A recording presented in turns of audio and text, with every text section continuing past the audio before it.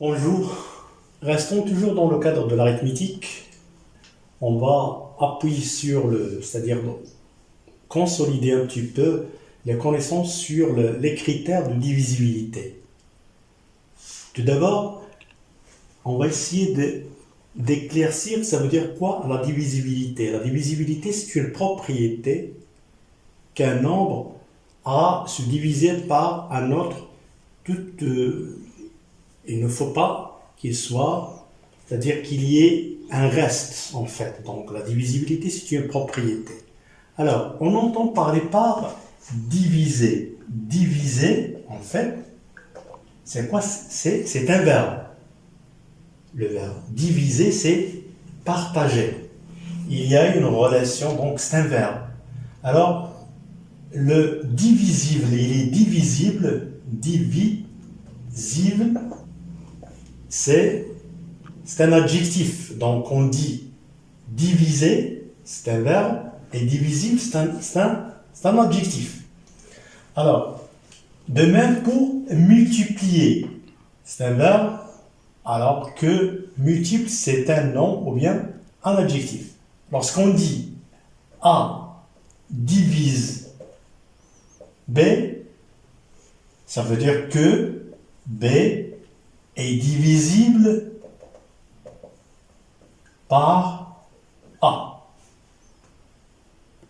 Du coup, on peut dire que B divisible par A, ça revient même que A divise B. Et on écrit souvent A divise B.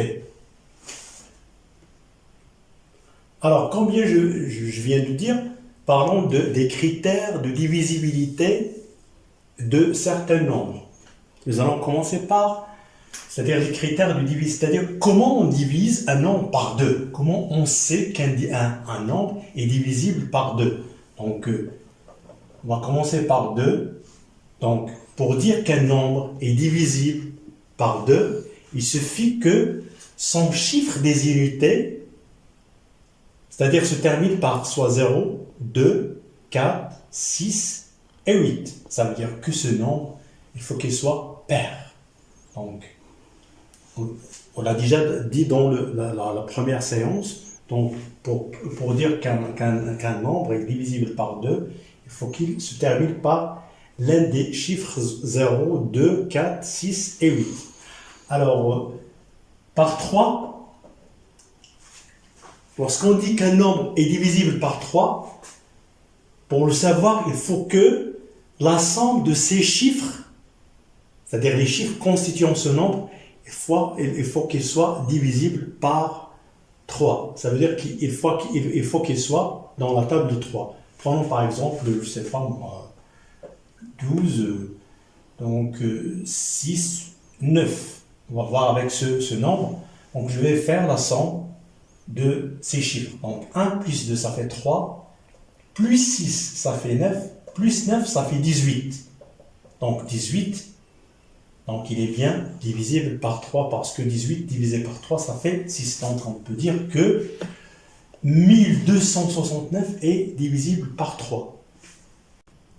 Quant au nombre 4, donc lorsqu'on parle de nombre 4, donc pour dire qu'un nombre, c'est-à-dire un nombre est divisible par 4, il faut que les deux derniers chiffres qui le constituent, c'est-à-dire l'unité et les dizaines, soient divisibles par 4. Alors que 5, il faut que ce chiffre, c'est-à-dire ce nombre, se termine soit par 0, soit par 5. Par exemple, je prends l'exemple, je ne sais pas moi, 3, 4, 7, 8, je ne sais pas moi, 6. Et puis là, s'il se termine par 0, donc je peux dire qu'il est divisible par 5. S'il se termine par 5, donc je peux dire qu'il est divisible par 5. Alors je vais redonner quelques exemples en ce qui concerne les chiffres que je vous ai donnés tout à l'heure. Donc pour dire qu'un nombre est divisible par 2, il faut qu'il se termine par un nombre pair. Tel que je donne un nombre qui est un peu long, 6, 7, 8, 9, 1, 0, 3. Et puis si je mets par exemple 2 ou bien 4, ou bien 2 ou bien 4, ou bien 6, ou bien 8, donc je peux dire, donc le dernier chiffre, il faut qu'il soit pair. Donc ce chiffre, il est divisible par 2. Alors que 3, je prends par exemple, comme je viens de dire, 1, 2, je sais pas moi, 4, et puis 5. Alors, la somme de ces chiffres, alors, la somme de ces 1, plus 2, plus 4, plus 5, à quoi est égal? 1 plus 2, ça fait 3, plus 4, ça fait 7, plus 5, ça fait 12. Et 12, elle est bien divisible par 3. Alors, l'exemple pour 4, donc, je prends n'importe quel nombre, je ne sais pas moi, 8, 9, 1, 0, 3, 4.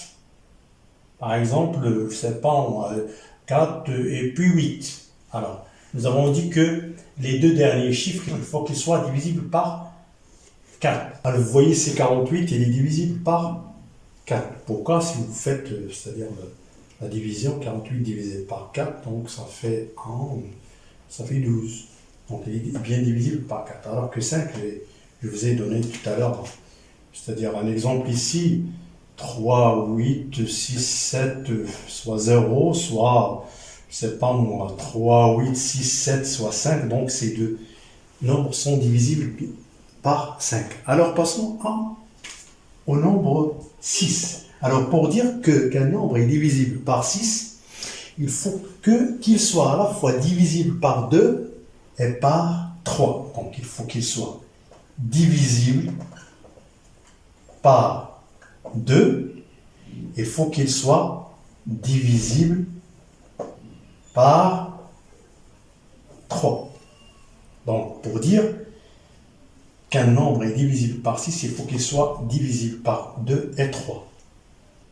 Alors, je donne un exemple. Donc, je peux prendre par exemple 2, 1, 2, 3, 6236. Donc, il est bien divisible par 2. Pourquoi? Parce qu'il se termine par le nombre 6 qui est pair, donc il est divisible par 2. Alors que pour dire qu'il est divisible par 3, donc je fais la somme de, comme je viens de dire, la somme de ces chiffres. 1 plus 2, ça fait 3, plus 3, ça fait 9, plus 6, ça fait 15. 15 est divisible par 3.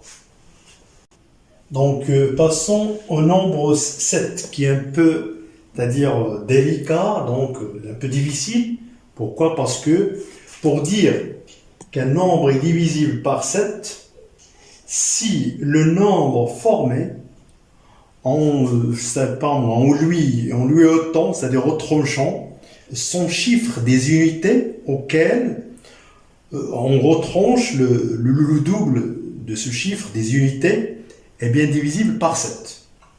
Si je prends par exemple l'exemple 651, alors, la question qui se pose, est-il divisible par 7? Je prends le nombre en lui ôtant le chiffre des unités. Il devient quoi? Il devient 65. Auquel je vais retrancher le double du chiffre que j'ai ôté. Le double, voilà, moins 2. Le chiffre que j'ai ôté, c'est 1. J'ai retranché 1 pour devenir 65. Donc, le 1, je vais le multiplier par 2. Donc, à quoi est égal? Donc, 65 moins 2, ça fait 63. Donc, il est bien 63, elle est bien divisible par ça. Pourquoi? Parce qu'il est égal à 9. Donc, je peux dire que ce chiffre, il est divisible par 7. Alors, je vais vous donner un nombre qui est un peu long. Donc, je prends par exemple 4000, donc 4522. Je vais appliquer la même règle. Je vais ôter le chiffre des unités. Donc, je vais retrancher, je vais éliminer le chiffre des unités. Ce nombre devient 452. Le chiffre que j'ai ôté, je vais le multiplier par 2. Donc, j'ai ôté 2, donc je vais le multiplier par 2. Donc, il devient, Quoi est égal? Donc, 452 moins 4. Donc, est égal à 448.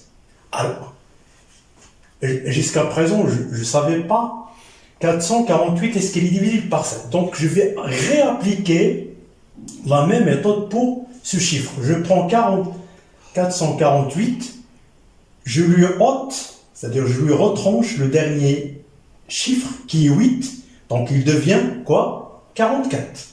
Je supprime ce chiffre des unités. Il me reste 44. Moins le double du chiffre que j'ai supprimé. Donc, il devient 44 moins 16. Alors, à quoi est égal, en fait? Donc, moins 16, ça fait, je sais pas, 28. Eh bien, j'ai 28, il est divisible par 7. Pourquoi? Parce que 28 divisé par 7 est égal à 4 et le reste, c'est 0. Alors, passons au nombre 8. Pour dire qu'un nombre est divisible par 8, si le nombre formé par ces trois derniers chiffres est bien divisible par 8. Ça veut dire qu'il faut qu'il soit dans la table de 8. Donc, je prends par exemple, c'est pas moi, 3, 7, 1, 0, 48. Donc, j'ai trois chiffres. Donc, les trois derniers chiffres, 0, 4, 8, ils forment un chiffre. Donc, ils forment 48. Eh bien, 48, il est divisible par 8. Donc, il est dans la table de 8. Pourquoi? Parce que 48 divisé par 8 est égal à 6. Donc, passons toujours au nombre 9.